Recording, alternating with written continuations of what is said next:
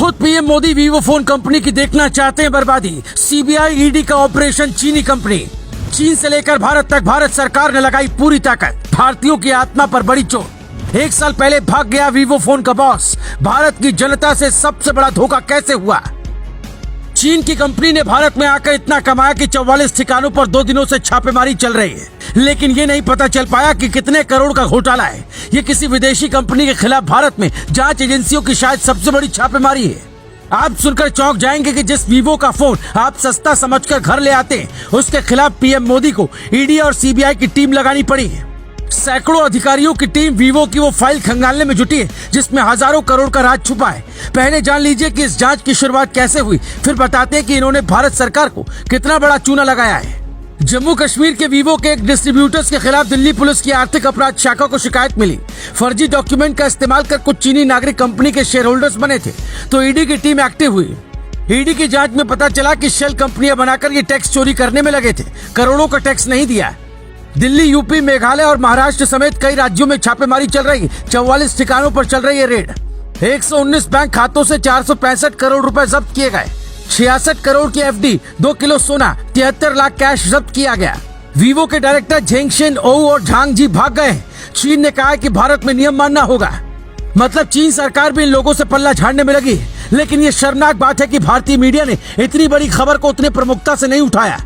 अब आप सोच रहे होंगे कि इंडिया में टैक्स सिस्टम इतना मजबूत है, ईडी और इनकम टैक्स की टीमें खाते में थोड़ा बहुत लेन देन ज्यादा होने पर निगरानी में लग जाती हैं, नोटिस भेजकर बुला लेती है, तो इतना बड़ा घोटाला नजरों से बच कैसे गया?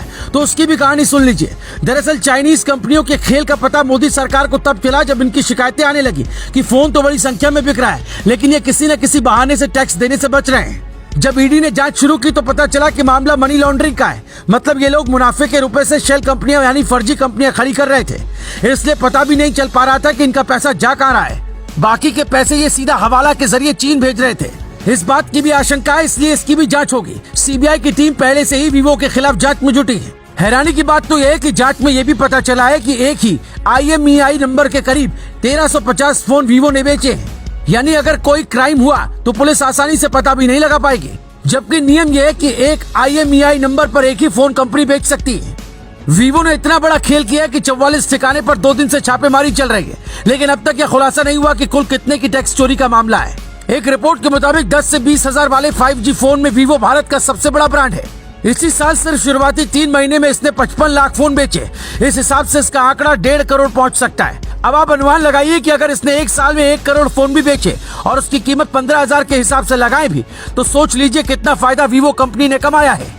लेकिन जो भी कमाया सब के सब बिना टैक्स दिए डकर गए। मतलब आप वीवो कंपनी का फोन सस्ता समझकर खरीद रहे हैं और ये पैसा देश के खिलाफ इस्तेमाल हो रहा है। इसलिए वीवो की जगह दूसरी कंपनियों के फोन खरीदने की जरूरत है, क्योंकि भारत सरकार वैसे भी चाइनीज कंपनियों को लेकर सख्त है। कई चाइनीज ऐप भी बने हुए हैं। देश हित में जब गांधी जी चरखा चलाकर धोती पहन सकते हैं, तो आप और हम चाइनीज कंपनियों का बहिष्कार क्यों नहीं कर सकते? क्योंकि वीवो ही नहीं बल्कि शाओमी और ओप्पो के खिलाफ बीते दिनों कार्रवाई हुई थी। Bureau report, global Bharat TV.